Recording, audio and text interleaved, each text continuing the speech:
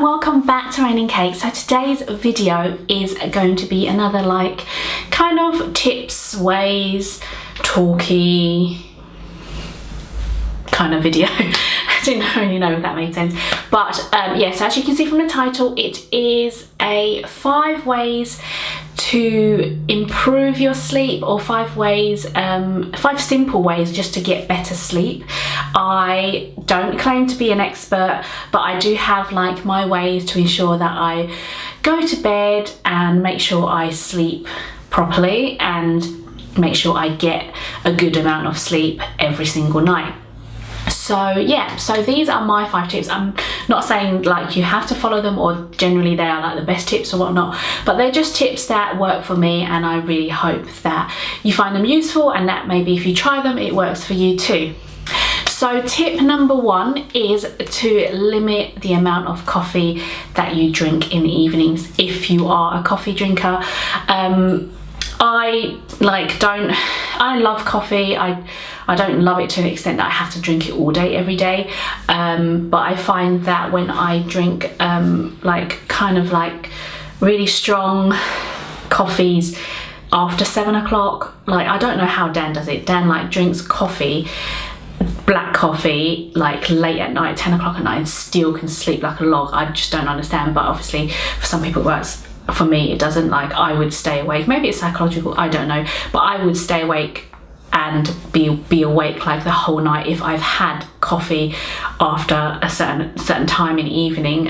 So I found that taking away the coffee or limiting the amount of hot drinks, especially stuff like tea as well, is classed as, obviously it's got caffeine in it, and I try to drink less of it in the evenings.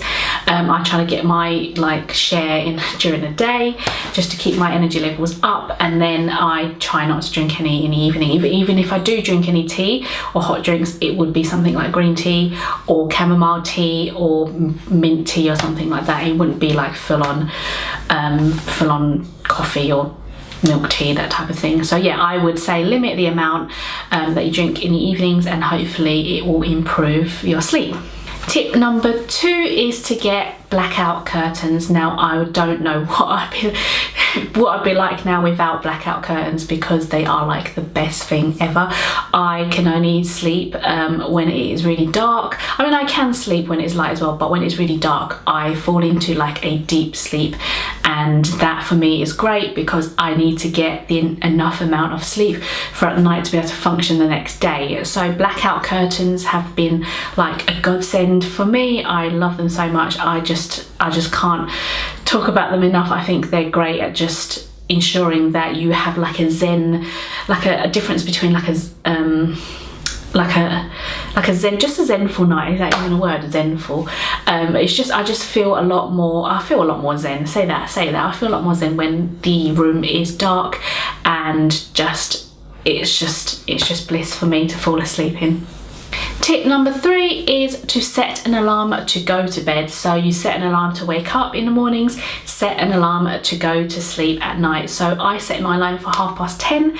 I ensure that I am in bed by 10:30 so that I can wind down and eventually fall asleep. So you need to, I mean, not saying you need to, but I need to know when my body is ready to go to bed. By setting an alarm, I know that at 10:30 when that alarm goes off, I have to get into bed, I have to get under the covers, set my alarm for the next day, and I just know at that point I need to just wind down and relax and just chill and not think about, you know, the tens of millions of things going on throughout the day or the next day. I just know that at that time I just need to be rested. Tip number 4, once I do get into bed, I spend 5-10 minutes just writing a list for the next day. So I've ticked off all the stuff that I've done for the day already, then I'll write another list for the next day. This just helps me know that I'm organised and I know what I'm doing the next day. It just puts me into a state of relaxation after I've written my list and I know that, okay, this is what I've got to do for the next day, so I can mentally prepare for it. If I don't write the list, it's not the end of the world, obviously, but I just feel that it helps me, puts me into this state of relaxation, that I know that I've written my list for the next day and I know exactly what I'm going to do, and yeah, I can just get on with carry on relaxing and getting to bed at a good time.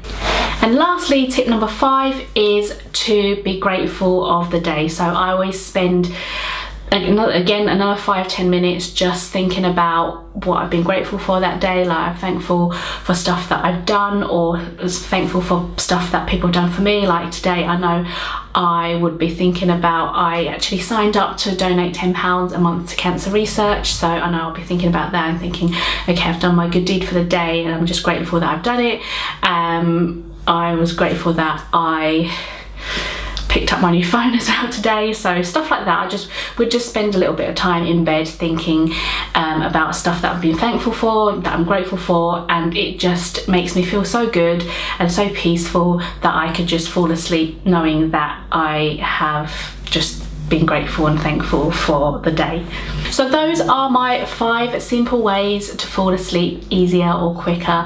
Obviously, I'm not saying, again, I'm not going to reiterate that it doesn't work for everyone. It works for me, so I thought I'd share that with you today. If you liked the video and you liked the tips, please give it a thumbs up and subscribe to my channel if you're new. But if you're already subscribed, then I will see you again soon in my next video, and it's going to be a haul video. I haven't done one for a while, but yeah, stay tuned for that. Bye guys.